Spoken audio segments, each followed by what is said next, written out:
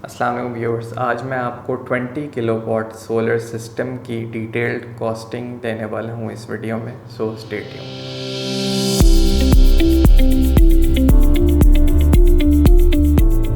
20 kilowatt solar system usually आजकल residential houses में लग रहा है, जहाँ पे लोड की डिमांड आपकी approximately 2000 units in a month है।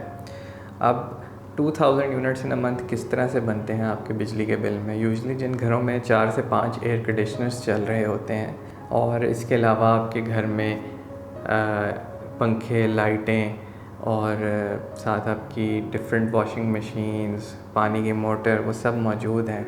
दे are like mostly 2 kanal houses और 1 कनाल हाउसेस से छोटे घरों में इतना ज़्यादा लोड नहीं होता यूजुअली। लेकिन अगर आपकी रिक्वायरमेंट्स 2000 यूनिट से ज़्यादा है मंथली, तो मैं आपको रेकमेंड करूँगा कि आप 20 किलोवाट सिस्टम लगवाएं।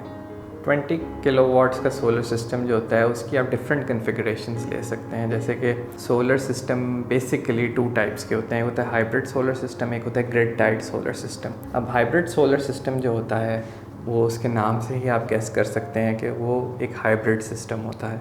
उसमें बैटरीज भी लगी होती हैं, उसके साथ साथ आपकी वापडा से भी बैटरीज चार्ज हो रही होती हैं, साथ साथ जो एक्सेस प्रोडक्शन है उसे अपने नेट मीटरिंग के थ्रू वापडा को भी सेल कर रहे होते हैं। तो ये एक थोड़ा कॉम्प्लिकेटेड सिस्टम है compare to grid tie system, लेकिन इसका फ़ायदा ये होता है अगर आपके घर में लोड शेडिंग हो रही है तो ये लोड शेडिंग कैटर करने के लिए बहुत अच्छा सिस्टम है। क्योंकि ग्रिड टाई सिस्टम जो होता है इसके बरक्स, वो जब लोड शेडिंग होती है तो वो सिस्टम ही स्विच ऑफ हो जाता है, तो वो आपको लोड शेडिंग के केस में बैकअप नहीं देता, जबकि हाइब्रिड सिस्टम आपको लोड शेडिंग के केस में भी सोलर का बैकअप देता है।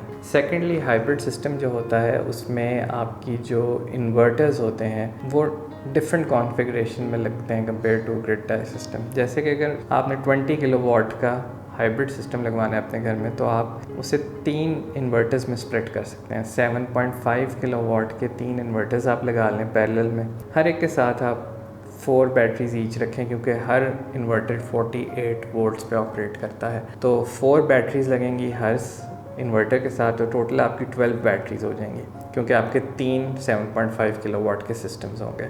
अब बैटरीज़ आप कौन सी सिलेक्ट करें? बैटरीज़ यूजुअली आजकल मैं रेकमेंड कर रहा हूँ ट्यूबुलर बैटरीज़ लगवाएं। They are a technology that's in between liquid acid batteries and lithium ion batteries. अब जो ट्यूबुलर बैटरीज़ हैं इनकी लाइफ कितनी होती है? इनकी लाइफ यूजुअली 5 ईयर्स होती है और इनका जो पावर फैक्टर है इट्स ओवर 0.7, जबकि लिक्विड एसिड बैटरीज़ जो काफ़ी कॉमन है हमारे मुल्क में, यूपीएस के साथ लोग लगवाते हैं, उनका पावर फैक्टर 0.6 तक होता है मैक्सिमम, और साथ साथ उनकी लाइफ भी 1 से 2 साल से ज़्यादा नहीं होती। अब इसके अलावा जो लिथियम आयन टेक्नोलॉजी है which is considered the most superior battery technology, जो कि इलेक्ट्रिक कार्स में भी यूज़ होती है, उसमें इशू ये है वो बहुत एक्सपेंसिव बैटरी है, और अगर आप इतनी ज़्यादा लिथियम आयन बैटरीज आप 12 लगाएंगे तो आपकी कॉस्ट सोलर सिस्टम की बहुत ज़्यादा हो जाएगी। इसके अलावा उसकी जो कूलिंग होती है वो आपको इस लिहाज से रखनी थी, बैटरी 25 डिग्रीज़ टेम्परेचर में वो मेंटेन टेम्परेचर में वो बैटरी रहें, जबकि आपको आइडिया है हमारे मुल्क में स्पेशली लाहौर में और इवन इस्लामाबाद में भी 40, 45, 50 डिग्रीज़ तक टेम्परेचर चला जाता है ड्यूरिंग द समर टाइम। तो उससे जो है काउंटर करने के लिए आपको ट्यूबुलर बैटरीज लगानी पड़ती हैं। लिथियम आयन बैटरीज़ जो हैं वो इसलिए निकाल आमद रही हैं हमारे मुल्क में क्योंकि एक तो उनकी कॉस्ट बहुत ज़्यादा है, दूसरा वो एक मॉडरेट टेम्परेचर मांगती हैं फॉर देयर ऑप्टिमम परफॉर्मेंस। इस वजह से ट्यूबुलर बैटरीज जो हैं वो मैं अपने क्लाइंट्स को रेकमेंड करता हूँ यूजुअली कि वो यूज़ करें इन सोलर सिस्टम्स। अगर आप हाइब्रिड सिस्टम को ओवरऑल असेस करें, 12 बैटरीज ट्यूबुलर 185 एम्पेयर्स प्रेफरेबली, या आप 230 एम्पेयर्स की भी लगा सकते हैं अगर आपको बैकअप थोड़ा ज़्यादा चाहिए। साथ आपके 3 सिस्टम्स होंगे पैरेलल में लगे होंगे 7.5 किलोवाट ईच। तो अगर आप तीनों पे 7.5 के पैनल्स लगाएं तो आपका 22.5 किलोवाट का सिस्टम बन जाएगा पूरा का पूरा। लेकिन आप अगर उसमें 20 किलोवाट्स के भी पैनल लगा लें तो आई थिंक इट्स इनफ। तो इस तरह से आपके पास एक थोड़ा सा रूम भी होता है फॉर इंक्रीजिंग द पैनल्स अगर आपकी डिमांड थोड़ी सी बढ़ जाए विद टाइम। ये एक फॉर्मेशन है 3 सिस्टम्स की पैरेलल में। इसका फ़ायदा क्या होता है? एक तो ड्यूल रिडंडेंसी आ जाती है आपके सिस्टम को, उसमें आपका जो फर्स्ट आपका सिस्टम अगर फेल हो जाता है तो सेकंड और थर्ड सिस्टम्स आपके चलते रहते हैं, उस वजह से आपके घर की पूरा का पूरा लोड एक साथ ख़त्म नहीं हो जाता।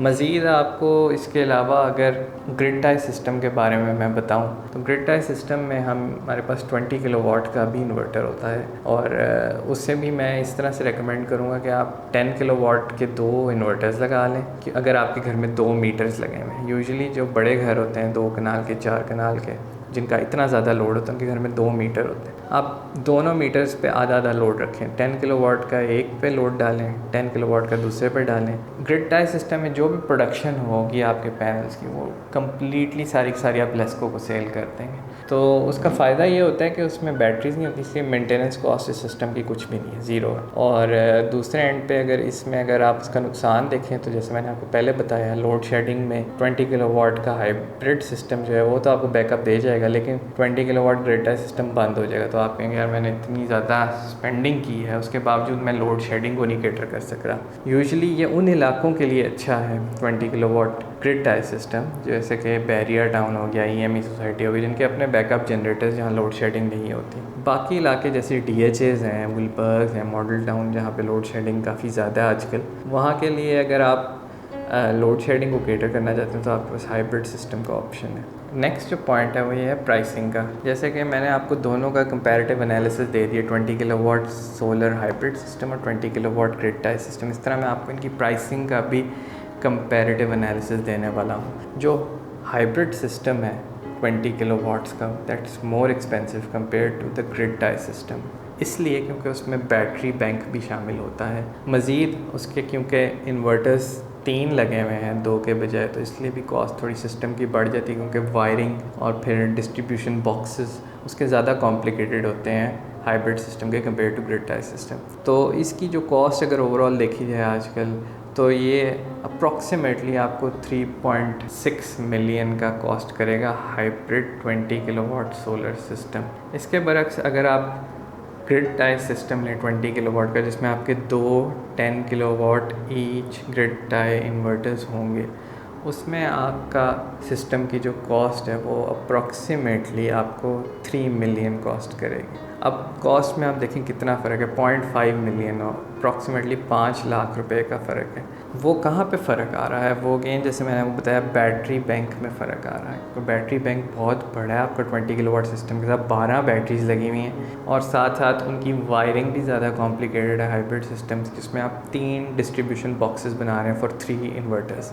इसके बरक्स आप जो ग्रिड टाई सिस्टम है उसमें 2 डिस्ट्रीब्यूशन बॉक्सेस बना रहे हैं फॉर 2 इन्वर्टर्स। तो कॉस्ट यहाँ पे वेरी हो जाती है, उसमें डेविएशन आ जाती है, लेकिन it depends on your preference, क्योंकि यूजुअली सोलर क्लाइंट्स जो होते हैं उनकी 2 होती हैं उनकी रिक्वायरमेंट्स।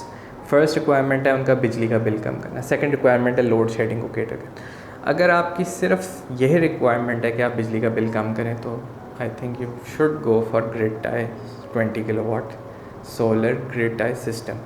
लेकिन अगर आपकी ये भी रिक्वायरमेंट है, मैंने लोड शेडिंग को भी कैटर करना है, मुझे बैकअप चाहिए, रात के वक्त अगर बिजली चली जाए तो मेरे एयर कंडीशनर्स चलते रहें, मेरे घर का सारा लोड जो है वो सीमलेसली चलता रहे डिस्पाइट लोड शेडिंग, तो उस केस में मैं आपको कहूँगा आप हाइब्रिड 20 किलोवाट सोलर सिस्टम लगवा लें। लास्टली मैं आपको लोड की इसमें डिस्ट्रीब्यूशन के बारे में बताने वाला हूँ। 20 किलोवाट पर आप कितना लोड डाल सकते हैं।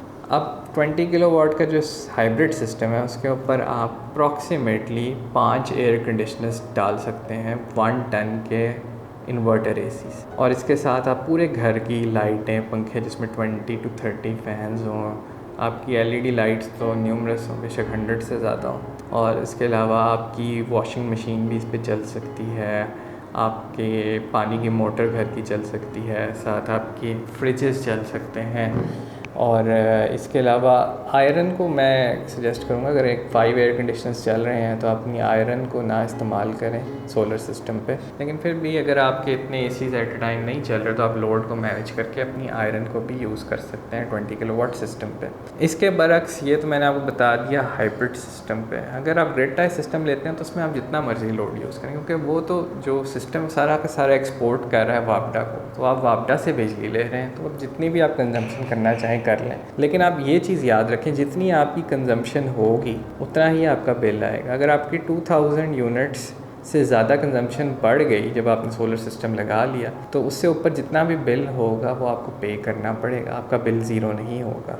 अगर आप 2000 यूनिट्स तक यूज़ कर रहे हैं पर मंथ, और सर्दियों में आपकी यूसेज कम हो जाती है बिकॉज़ कि आपके एयर कंडीशनर नहीं चल रहे होंगे, आपकी इतने ज़्यादा फ़ैन्स नहीं चल रहे होंगे, आपकी और अप्लाइंसेस नहीं चल रही होंगी इतनी ज़्यादा, तो आपका सर्दियों में यूजुअली घरों का 1000 यूनिट्स तक बिल आ जाता है। तो 1000 यूनिट्स नेट आपका डिपॉज़िट हो जाएगा आपके अकाउंट में, जो कि आप समर्स में उसे यूटिलाइज़ कर सकते हैं। तो इस लिहाज से देखा जाए तो 20 किलोवाट सोलर सिस्टम जो है आपके, अगर 2 कनाल का घर है यूजुअली, जितना मैंने आपको लोड का बताया, अगर इतना आपका लोड प्रोफाइल है तो आपका बिल ये ज़ीरो कर देगा। और इसके साथ साथ आपको मज़ीद पहले 4 से 5 साल आपकी सिस्टम की कॉस्ट रिकवर हो जाएगी, जो कैपिटल कॉस्ट है आपने सोलर सिस्टम की लगाई हो, उसके बाद आपका प्रॉफिट है। तो इट्स अ नो ब्रेनर, मैं ये कहूँगा सोलर सिस्टम लगवाएं ताकि आपका बिजली का बिल भी ख़त्म हो सके और साथ साथ आपको 4 से 5 साल बाद इसका प्रॉफिट भी आ सके, क्योंकि यूजुअली इनकी लाइफ होती है 20 से 25 साल। ये मैं बता रहा हूँ ग्रिड टाइज सोलर सिस्टम्स की। जो हाइब्रिड सोलर सिस्टम्स हैं उनकी भी लाइफ 20 से 25 साल हो सकती है अगर आप उनकी बैटरीज़ की प्रॉपर मेंटेनेंस रखें, लेकिन यूजुअली लोग हमारे यहाँ पे बैटरीज़ को टाइमली रिप्लेस नहीं करते, जिस वजह से सिस्टम की एफिशिएंसी डाउन हो जाती है। तो ये गलती मत करें, बैटरीज़ को अप टू डेट रखें, उनकी मेंटेनेंस करें प्रॉपर, टाइमली उन्हें रिप्लेस करें, तो आपका सिस्टम जो है आपको कंप्लीट एफिशिएंसी और आउटपुट देता रहेगा। So thank you for watching this video, subscribe to the channel, like this video और बेल आइकॉन पे क्लिक करें ताकि आपको हर आने वाली वीडियो के बारे में नोटिफिकेशन मिलता रहे। Thank you.